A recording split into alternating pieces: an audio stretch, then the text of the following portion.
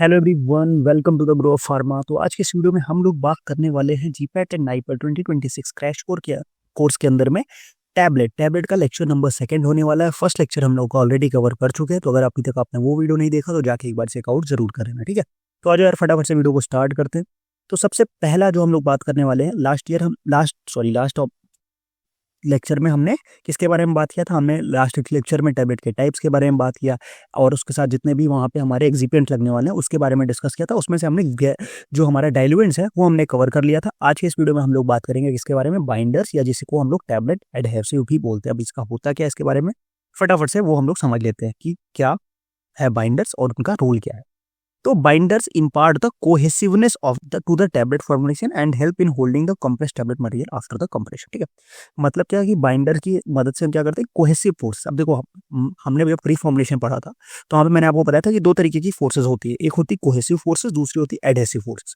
Cohesive forces कैसी होती है? जो सेम मॉलिक्यूल्स में लग रही हैं वो कोहेसिव होती है, जो डिफरेंट मॉलिक्यूल्स के बीच में लगती है उन्हें एडहेसिव बोलते हैं। तो टैबलेट के जो मॉलिक्यूल्स होते हैं उनके बीच में, जो सेम मॉलिक्यूल्स के बीच में जो फोर्स लगती है कोहेसिव फोर्स, वो किसके कौन वो करता है? बाइंडर्स।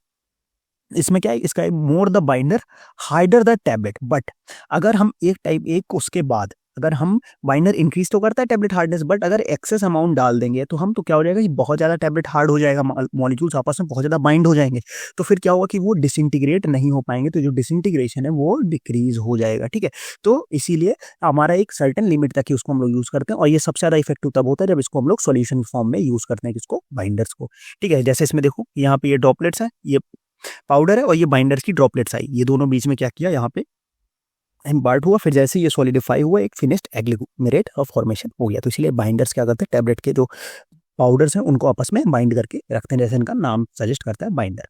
नेक्स्ट अगर हम बात करें तो दो तरीके का मैंने बताया कि अभी पीछे हमने पढ़ा कि सॉल्यूशन स्टेट में तो यूजफुल होता ही है, तो मतलब बट हम लोग सॉल्यूशन के अलावा सॉलिड स्टेट के भी बाइंडर्स यूज कर सकते हैं। तो दो तरीके के बाइंडर होते हैं, एक होते हैं सॉल्यूशन बाइंडर, दूसरा होता है क्या? Dry binder. सॉल्यूशन बाइंडर में आता है आपका starch paste 5 to 10%, gelatin 2 to 20%, PVP solution 2 to 10%, acacia mucilage आपका 10 to 15%, देन आपका आता है सुक्रोज सिरप एंड ट्रैगाकांथ। ये सारे आपके सॉल्यूशन बाइंडर्स के रूप में आप इनको यूज कर सकते हो।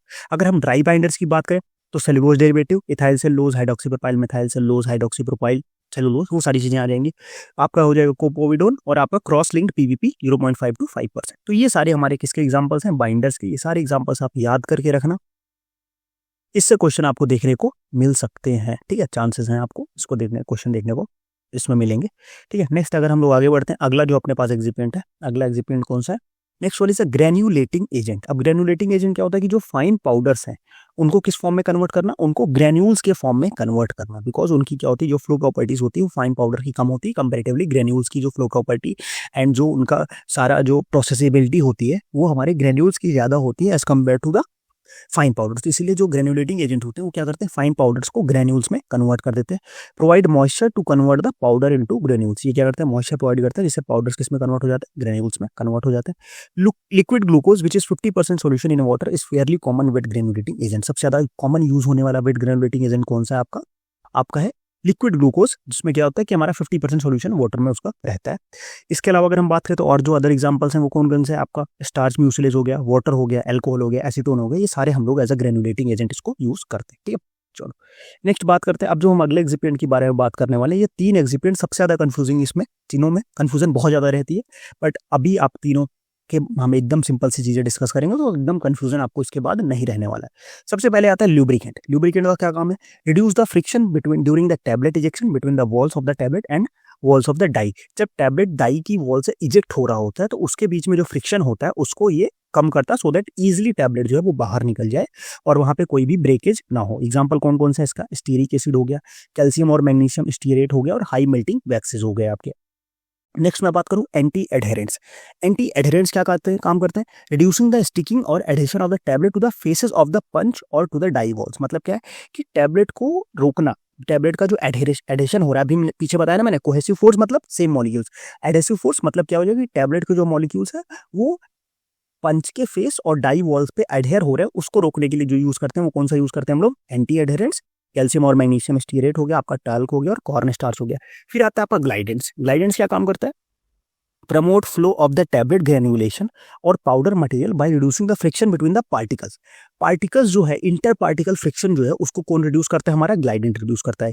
एग्जाम्पल हो गया आपका कॉर्न स्टार्च, टाल्क हो गया, मैग्नीशियम कार्बोनेट हो गया, magnesium oxide and magnesium silicate हो गया। ठीक है, अब देखो ये तीनों जितने ज्यादा कंफ्यूजिंग है उतने ही ज्यादा इंपॉर्टेंट है। जो इंपॉर्टेंट है मैं आपको बता दूं कि ये जो लुब्रिकेंट्स है आपके क्वेश्चन किस किस ईयर में पूछे गए?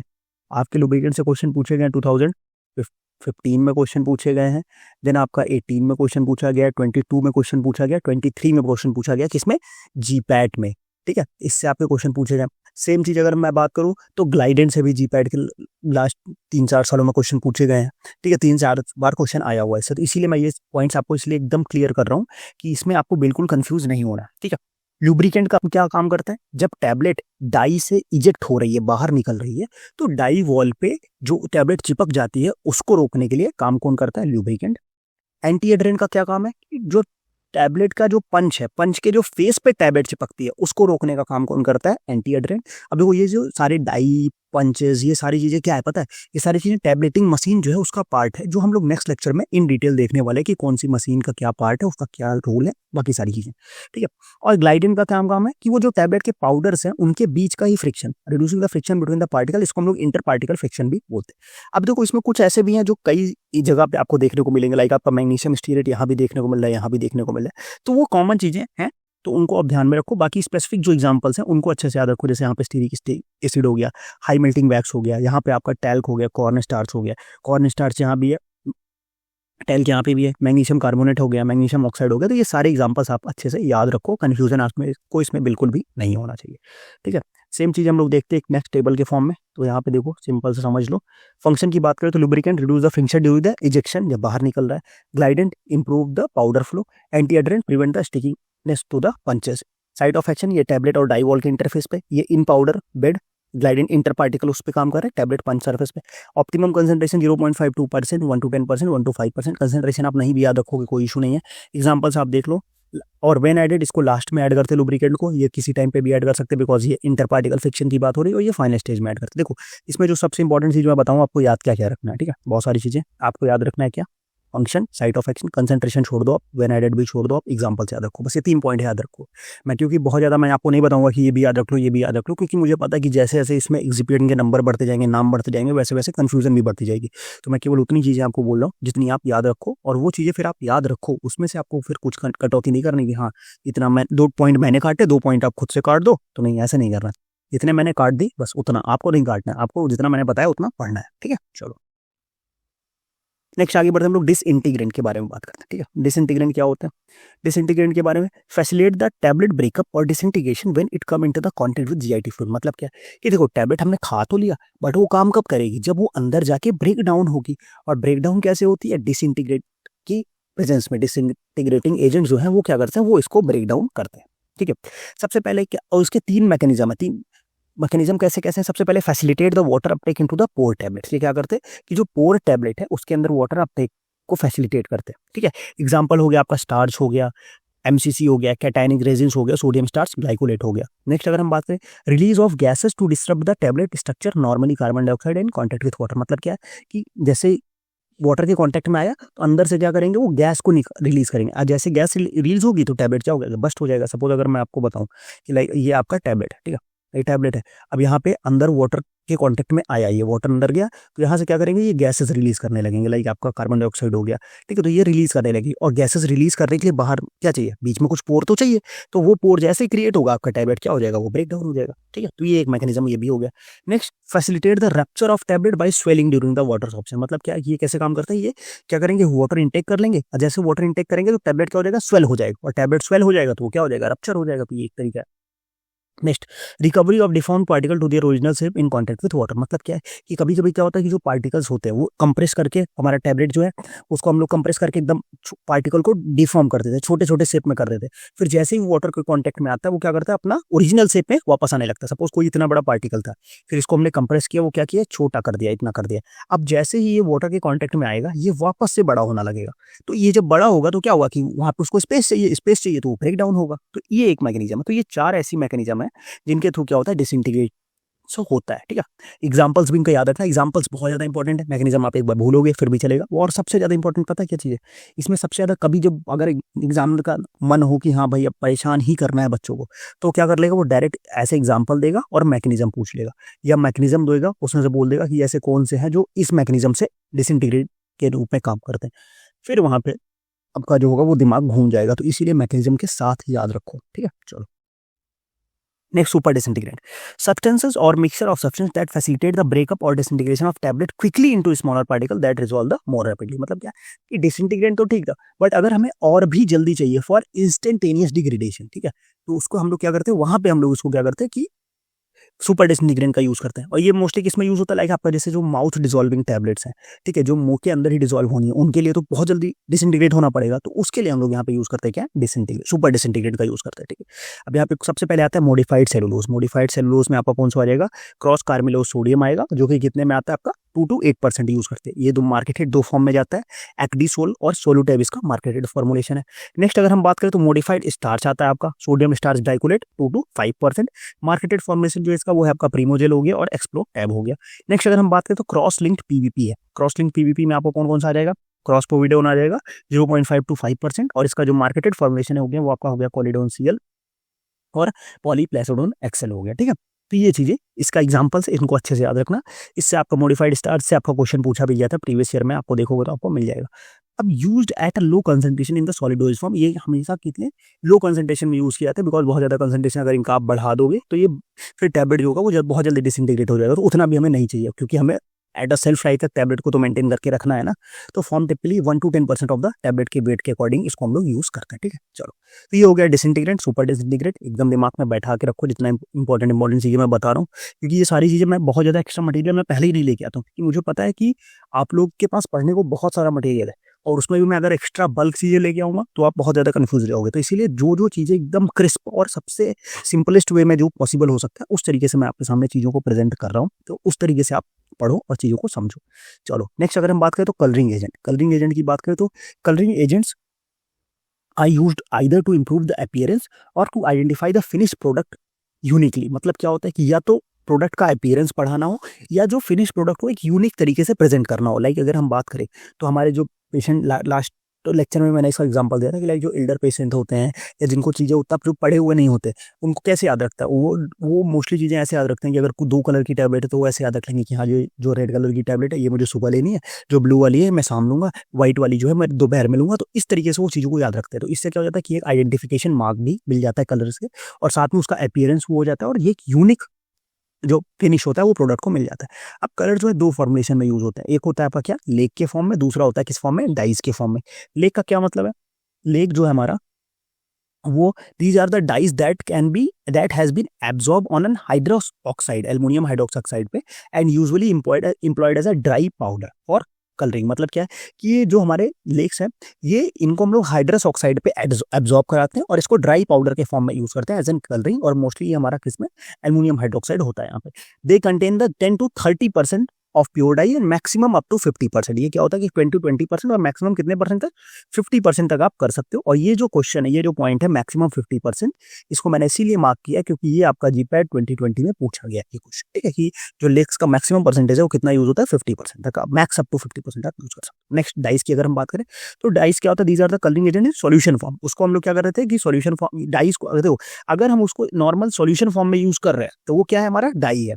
अगर इसी सॉल्यूशन को हम हाइड्रस ऑक्साइड पे एब्जॉर्ब करके फिर उसको ड्राई पाउडर के फॉर्म में यूज करेंगे तो वो हमारा लेक में चला जाएगा, ठीक है। चलो नेक्स्ट है अपना flavouring agent. Flavouring agents are employed to control the taste and enhance the acceptability of the tablets. मतलब अगर किसी का टेस्ट खराब है तो उसके लिए हम लोग इसको यूज करते हैं। सो यहाँ पे और साथ में control the taste and enhance the acceptability of the tablets. These are the limited to chewable tablets and other tablet doesn't dissolve in mouth. Because अगर अब आपकी जो टैबलेट इंटेस्टाइन में जाके डिसॉल्व हो रही है या स्टमक में जाके डिसॉल्व हो रही है तो उसके लिए आपको फ्लेवर का क्या करोगे कि वहाँ आपका वेनिला फ्लेवर आ रहा है, चॉकलेट फ्लेवर आ रहा है, क्या फायदा आपका, उसका कोई फायदा नहीं है। मेन फायदा कहाँ पे, अगर आपकी जो माउथ में टैबलेट आ रही है वहाँ पे आपको अच्छा फ्लेवर आना चाहिए, तो वहाँ के लिए हम लोग फ्लेवरिंग एजेंट का यूज करते हैं। अब यहाँ पे और क्या यूज होता है, flavour oil can be added in the concentration 0.5 to 0.75% का जो कंसंट्रेशन होता है उसी में इसको हम लोग यूज करते हैं। ठीक है, चलो, तो ये हो गया फ्लेवरिंग एजेंट। नेक्स्ट अगर हम बात करते हैं अगला जो है स्वीटनिंग एजेंट। ठीक है, स्वीटनिंग एजेंट से क्वेश्चन बहुत बार पूछा गया, अभी आपका जीपैट 2012 में था, 2020 में था, तो इससे क्वेश्चन पूछा जाता है कई बार। Sweetening agent sweetness are use to impart the sweetness to a preparation. Preparation में क्या करते हैं, स्वीटनेस को इम्पार्ट करने के लिए यूज किया जाता है स्वीटनेस को। Mask and change the taste. अब इसकी बात करें तो एग्जांपल से आप लोग करो। सबसे पहले एस्पार्टेम। एस्पार्टेम में क्या है, 200 time more sweet than sucrose but have a no bitter after taste. ठीक है, 200 टाइम ज्यादा स्वीट होता है बट इसका कोई बिटर आफ्टर टेस्ट नहीं होता। नेक्स्ट अगर हम बात करें क्या, saccharin. Saccharin 250 to 500 times more sweet होता है बट इसके साथ बिटर आफ्टर टेस्ट भी होता है और साथ में ये कार्सिनोजेनिक भी होता है, इसलिए इसको यूज नहीं करते हैं। उसके बाद अपने पास क्या, नियोटेम। नियोटेम की बात करें तो स्ट्रक्चरली रिलेटेड टू एस्पार्टेम। ये एस्पार्टेम से ही स्ट्रक्चरली रिलेटेड होता है, जैसे एस्पार्टेम का स्ट्रक्चर होता है वैसे नियोटेम का भी होता है। बट ये क्या है, 7,000 टू 13,000 टाइम ज्यादा स्वीट होता है किसे, शुगर से। और यहाँ पे कोई भी कैलोरिक नहीं होता, मतलब ये नॉन कैलोरिक वो होता है। नेक्स्ट अगर हम बात करें क्या आता है अपने पास, एलिटेम आता है। एलिटेम अप्रॉक्सीमेट 2,000 टाइम ज्यादा स्वीटर होता है सुक्रोज से। नेक्स्ट उसके बाद अगर हम बात करें तो आता है आपके पास cyclamates. 30 time as sweet as sucrose, banned because of carcinogenic properties. ये बैंड है बिकॉज इसमें क्या होता है, कार्सिनोजेनिक प्रॉपर्टीज होती है। ठीक है, तो ये हमारा क्या है, हमारा स्वीटनिंग एजेंट है। इसको आप याद रखना कि जो जो यहाँ पे एग्जाम्पल है इसमें देखो आपको याद क्या क्या रखना है। सबसे पहले आपको क्या याद रखना है, सबसे पहले आपको याद रखना है उनके नेम। नेम के बाद आपको याद रखना है कि कितने कितने टाइम ज्यादा स्वीटर है। उसके बाद अगर वो कार्सिनोजेनिक है तो वो याद रखना है, और अगर वो बिटर आफ्टर टेस्ट तो वो याद रखना है। इतनी चीजें आपको याद रखनी है इसमें। ठीक है, चलो नेक्स्ट आगे बढ़ते हैं हम लोग। अगला जो है अपने पास मार्केटेड को प्रोसेस्ड एक्सिपिएंट्स जो है उनके बारे में हम लोग बात कर लेते हैं। तो सबसे पहले इससे क्वेश्चन पूछा जाता है कभी कभी, तो इसको आप लोग याद रखो, इसको भूलो मत। ठीक है, इससे अभी रिसेंटली 2020 में ही क्वेश्चन पूछा गया था, इसीलिए इसको यहाँ पे मेंशन किया गया। सबसे पहले बात करें तो एविसेल। एविसेल किसका है, MCC light microcrystalline cellulose and guar gum का मार्केटेड फॉर्मुलेशन है। कैलकर्ब आपका कैल्शियम कार्बोनेट एंड माइल्टोडेक्स्ट्रिन का, calcium 90, calcium carbonate and starch 9 to 10% इसमें मिक्स होता है। सेलेक्टोज की बात करें तो अल्फा लैक्टोज मोनोहाइड्रेट 75% और सेलुलोज पाउडर 25%। इमेडेक्स की बात करें, डेक्सट्रोज 93 to 99%, माल्टोज 1 to 7%। फॉर्मैक्स की बात करें तो कैल्शियम कार्बोनेट 70% सॉर्बिटॉल 30%। लूडिप्रेस, ये आपका 2020 में क्वेश्चन पूछा गया था लूडिप्रेस से कि लूडिप्रेस का क्या है। Lactose monohydrate 93%, Kollidon 33.5% and Kollidon CL 3.5%। Then आपके पास क्या आता है अगला जो है आपका माइक्रोसेलैक 75% लैक्टोज 25% एमसीसी। स्टारलैक की बात करें तो अल्फा लैक्टोज मोनोहाइड्रेट 85%, मेज स्टार्च 15%। विटासेल की बात करें तो एमसीसी 65% हो गया, कैल्शियम कार्बोनेट 35%। ये आपका नेम, आप स्पेसिफिकली पहले नेम याद रख लो। अगर आप उसके साथ कंसंट्रेशन याद रख लो तो आपके लिए बहुत अच्छी बात है, बट अगर आप कंसंट्रेशन नहीं भी याद रखते हो तो आपका नेम जो है वो आपको याद होना चाहिए। ठीक है, चलो नेक्स्ट क्वेश्चन अगर हम आगे बात करें, methods of tablet preparation. Tablets कैसे कैसे बनाए जाते हैं उसके बारे में बात करें तो सबसे पहले आता है आपके पास दो तरीके का मेथड आता है। एक होता है ग्रेनुलेशन मेथड, दूसरा होता है non granulation method. Granulation method में आपके दो आ जाएंगे, wet granulation, dry granulation. Non granulation method में आपका डायरेक्ट कंप्रेशन मेथड आ जाता है। ठीक है, तो इनके बारे में हम लोग फटाफट से देख लेते हैं जल्दी की क्या होते तीनों, और फिर उसके बाद हम लोग आज का लेक्चर एंड करेंगे ये मेथड देखने के बाद। चलो, तो सबसे पहले बात आता है आपके पास मैन्युफैक्चरिंग ऑफ द टैबलेट के लिए प्रिपरेशन ऑफ ग्रेन्यूल्स बनाया हमने। ग्रेन्यूल्स बनाने के बाद कंप्रेशन ऑफ ग्रेन्यूल्स, कैसे, ग्रेनुलेशन की मदद से हमने ग्रेन्यूल बना लिया। अब उस ग्रेन्यूल्स का जो है वो कंप्रेशन होगा टैबलेट्स में। उसके बाद क्या होगा, स्टेप 3 जो है वो होगी उसकी कोटिंग, और कोटिंग के बाद होगा उसका इवेल्युएशन कि जो हमने टैबलेट बनाया वो सही बना कि नहीं। ठीक है, तो हमने क्या क्या बना लिया, हमने ग्रेनुलेशन की मदद से ग्रेन्यूल्स बनाए, जो अभी हम लोग आगे देखेंगे। दो मेथड होता है, वेट ग्रेनुलेशन, ड्राई ग्रेनुलेशन। फिर उसके बाद उस ग्रेन्यूल्स को हमने क्या किया, कंप्रेस किया। कंप्रेस करने के बाद हमने उसकी कोटिंग करी टैबलेट्स के। फिर टैबलेट्स के बाद उसको हमने इवेल्युएशन किया कि जो हमने टैबलेट बनाया वो सही बना हमारा टैबलेट की नहीं बना। ठीक है, सबसे पहले आता है इसमें क्या, वेट ग्रेनुलेशन। वेट ग्रेनुलेशन की अगर हम बात करें तो उसमें कौन कौन से स्टेप होते हैं वो देखें। सबसे पहले हम क्या करेंगे, weighing of the drug and excipients. जितना भी हमारी ड्रग है, एक्सिपिएंट है, उसको हम लोग अच्छे से वे कर लेंगे कितना चाहिए। फिर आता है अपने पास क्या, mixing of drug and excipients. उसके बाद उनको आपस में अच्छे से मिक्स कर लेंगे। मिक्स करने के बाद हम लोग उसमें ऐड करेंगे क्या, बाइंडर, क्योंकि बाइंड के बिना वो ग्रेन्यूल्स का फॉर्मेशन नहीं होगा, तो वहाँ पे बाइंडर ऐड करेंगे। बाइंडर ऐड करने के बाद फिर क्या होगा, हमारा वेट मास हो जाएगा, क्योंकि हम बाइंडर सोल्यूशन फॉर्म में ऐड करेंगे तो वेट मास हो जाएगा। वेट मास के बाद उसको हम लोग स्क्रीनिंग करेंगे, उसकी सीव कितनी 8 to 12 की सीव से वेट स्क्रीनिंग करेंगे, क्योंकि वेट मास है। उसके बाद उसकी हम लोग ड्राइंग करेंगे, कितनी डिग्री पे, 60 डिग्री सेल्सियस पे उसकी ड्राइंग करेंगे। ड्राइंग करने के बाद दोबारा से हम उसमें क्या करेंगे, उसकी ड्राई स्क्रीनिंग करेंगे। ड्राई स्क्रीनिंग करने के बाद उसमें लोग क्या ऐड करेंगे, उसमें लोग ऐड करेंगे mixing of disintegrant, lubricant and glidant. जो जो जरूरत होगी वो हम लोग उसमें मिक्स करेंगे as per the properties. Then हम लोग उसमें बाद उसको क्या करेंगे, कंप्रेशन। कंप्रेशन करने के बाद हमारा क्या बन गया, टैबलेट बन गया। ठीक है, ये तो यहाँ तक ये कंप्लीट वेट ग्रेनुलेशन की मदद से क्या है, टैबलेट बनाने का प्रोसेस है। ठीक है, कंप्रेशन के बाद आपकी कोटिंग होगी, वो डिपेंड करता है टैबलेट पे कि आपको उसको कोटिंग रिक्वायर्ड है कि नहीं रिक्वायर्ड है। अगर कोटिंग रिक्वायर्ड है तो कोटिंग भी होगी, तो वो सारी चीजें यहाँ पे होगी। ठीक है, चलो नेक्स्ट आगे हम लोग बात करते हैं इक्विपमेंट्स। इक्विपमेंट्स की बात करें तो कौन कौन से इक्विपमेंट्स हैं? लिटिल फॉर्ड लॉजिक ग्रेनुलेटर है, लिटिल फॉर्ड एमजीटी ग्रेनुलेटर है, डायोसोना ग्रेनुलेटर है एंड ग्रैल मिक्सचर है। ये आपका क्या है? ग्रेनुलेशन की इनकी इक्विपमेंट्स हो गया वेट ग्रेनुलेशन के, इसको आप लोग याद रखना। नेक्स्ट अगर हम बात करते हैं ड्राई ग्रेनुलेशन, ड्राई ग्रेनुलेशन की बात करें तो weighing of a drug and excipient, इसमें भी आप ड्रग एंड एक्सिपेंट की वेइंग करोगे, फिर आप उसको क्या करोगे? उसकी आप अच्छे से मिक्सिंग करोगे ड्रग एंड एक्सिपेंट की, देन आप उसकी क्या करोगे? स्क्रीनिंग करोगे। ठीक है, स्क्रीनिंग यहाँ पे ड्राई स्क्रीनिंग होगी क्योंकि वहाँ पे वेट थी तो वेट पहले की थी, फिर ड्राई करके ड्राई करी थी, यहाँ डायरेक्ट ड्राई स्क्रीनिंग होगी। देन उसकी क्या करेंगे? हम ब्लेंडिंग करेंगे, ब्लेंडिंग के बाद उसकी हम लोग स्लजिंग करेंगे, स्लजिंग के बाद क्या होता है? फिर देन हम लोग उसका क्या करेंगे? ग्रेनुलेट करेंगे, किसका? ड्राई ग्रेनुलेशन होगा। फिर जब ड्राई ग्रेनुल्स का फॉर्मेशन हो जाएगा देन हम लोग उसमें क्या करेंगे? डिसइंटीग्रेट लुब्रिकेंट ग्लाइडेंट ऐड करेंगे, देन उसको हम लोग कंप्रेस करेंगे। कंप्रेस करने के बाद अगर कोटिंग की नेसेसिटी है, कोट टैबलेट बन गया, देन आपका कोटिंग होगा, अगर नेसेसरी है देन इवैल्यूएशन हो जाएगा। इसके कौन कौन से इक्विपमेंट्स हैं? इसका है high capacity heavy duty tablet press and Chilsonator roller compactor. इसको आपको याद रखना है दोनों का नाम, क्योंकि इससे क्वेश्चन पूछा जा सकता है। नेक्स्ट अगर हम बात करें डायरेक्ट कंप्रेशन की, तो डायरेक्ट कंप्रेसर के लिए powders of for direct compressor has following properties. अब हम लोग डायरेक्ट कंप्रेशन क्यों करेंगे? उन ऐसे सिर्फ केवल इन्हीं पाउडर्स का करेंगे जिन पे ये फॉलोइंग प्रॉपर्टीज है। सबसे पहले फ्लूइडिटी और फ्लोएबिलिटी और कंप्रेसिबिलिटी होनी चाहिए। साथ में क्या होना चाहिए? Easily mix with other particles के साथ इजीली मिक्स हो जाना चाहिए। देन होमोजीनियस कलरिंग होनी चाहिए क्योंकि कलर उस पर चेंज नहीं होना चाहिए। फ्रिक्शन एंड एडिशन प्रॉपर्टीज इसमें होनी चाहिए। और साथ में नेक्स्ट अगर हम बात करते हैं NaCl और KCl की बात हो जाती है। ठीक है, ये इसके एग्जाम्पल्स हैं कि ऐसे इन सबका हम डायरेक्ट कंप्रेशन कर सकते हैं। और भी कुछ अगर मैं बात करूँ कि ऐसी ड्रग जिनका हमें डायरेक्ट कंप्रेशन कर सकते हैं, ठीक है, तो इसमें हमारा NaCl KCl हो गया। और जो सबसे कॉमन बाइंडर्स इसमें यूज होंगे वो होते हैं HPMC, और सबसे कॉमन जो डाइल्यूएंट यूज होना है वो कौन सा होने वाला है? वो है एविसेट। ठीक है, ये भी आपको याद रखना। इसमें बात करें, इसमें सबसे पहले हम डायरेक्ट क्या करेंगे? वेइंग करेंगे। वेइंग करने के बाद हम इसकी स्क्रीनिंग करेंगे CU-2025 से, देन हम उसको क्या करेंगे? वापस से मिक्स करेंगे। मिक्सिंग के बाद डायरेक्ट हम लोग क्या कर देंगे? कंप्रेस कर देंगे, क्योंकि डायरेक्ट कंप्रेशन हमने डायरेक्ट कंप्रेस किया, हमारा क्या बन गया? टैबलेट बन गया। ठीक, तो ये कंप्लीट प्रोसेस था किसका? डायरेक्ट कंप्रेशन का। तो हमने 3 मेथड देखे, वेट ग्रेनुलेशन, ड्राई ग्रेनुलेशन और डायरेक्ट कंप्रेशन, जिसकी मदद से हम लोग क्या करते हैं कि टैबलेट का फॉर्मुलेशन कर लेते हैं। समझ गए बात को? अब कुछ इंपॉर्टेंट पॉइंट्स देख लेते हैं, गोल्डन पॉइंट्स आज के लेक्चर से, जिसको आप वन लाइनर बोल सकते हो, इसको आपको याद रखना है। Dry temperature in wet granulation below 60 degree Celsius. Sieve size wet screening की 8 to 12 होनी चाहिए। Then sieve size direct compression की 20 to 25 होनी चाहिए। Lubricant mixing time 2 to 3 minutes only. Over mixing जो होगा वो आपका पुअर डिसइंटीग्रेशन करेगा। MCC का ट्रेड नेम क्या है? एविसेल PH 101 पाउडर का, एविसेल PH 102 ग्रेन्यूल्स का। Most versatile super disintegrant cross कार्बोलोस, because ये pH इंडिपेंडेंट होता है। हाईएस्ट स्वेलिंग सुपर डिसइंटीग्रेट आपका SSG हो गया क्या? 200 to 300 टाइम्स % तक स्वेलिंग कर सकता है। Smallest effective concentration colloidal SiO2 0.1% पे आता है। ड्राई ग्रेनुलेशन के जो इक्विपमेंट्स है, चिल्सोनेटर रोलर कंपैक्टर बनाया और हैवी ड्यूटी टैबलेट प्रेस आ गया होगा। ठीक है, ड्राई ग्रेनुलेशन के। वेट ग्रेनुलेशन की अगर हम डायरेक्ट कंप्रेशन के रिक्वायरमेंट की बात करें तो एंगल ऑफ रिपोज जो है 30 डिग्री से कम होना चाहिए, और साथ में कास्ट इंडेक्स जो है वो 15% होना चाहिए। और अगर हम वेट ग्रेनुलेशन की इक्विपमेंट्स की बात करें यहाँ पे, तो वो कौन कौन से आ जाएंगे? वेट ग्रेनुलेशन के हमने बताया, लिटिल फॉर्ड लॉजिक granulator, Littleford MGT granulation, Diosna granulator और ग्रैल मिक्सचर आ जाए आपको। ठीक है, तो ये इसकी चीजें आपको याद रखनी है। ठीक, तो ये बात हो गई, हमने इंपॉर्टेंट वन लाइनर्स भी देख लिया। तो इसी के साथ आज का लेक्चर जो है हमारा वो कंप्लीट होता हुआ। चीज़ें आपको समझ में आई कि नहीं समझ में आई? कमेंट सेक्शन में जरूर बताना। अगर नहीं समझ में आई तो भी बताया करो यार कि हाँ सर मुझे नहीं समझ में आया, क्या नहीं समझ में आया वो भी आप मेंशन करो, सो दैट हम आगे उसको इंप्रूव करें। ठीक है, और साथ में आप व्हाट्सअप ग्रुप ज्वाइन करो, क्योंकि लेक्चर की अपडेट सारी चीज़ें मैं वहाँ पे डालता रहता हूँ। टेलीग्राम चैनल ज्वाइन करो, डेली बेसिस पे क्वेश्चन प्रैक्टिस एंड नोट्स वहाँ पे है।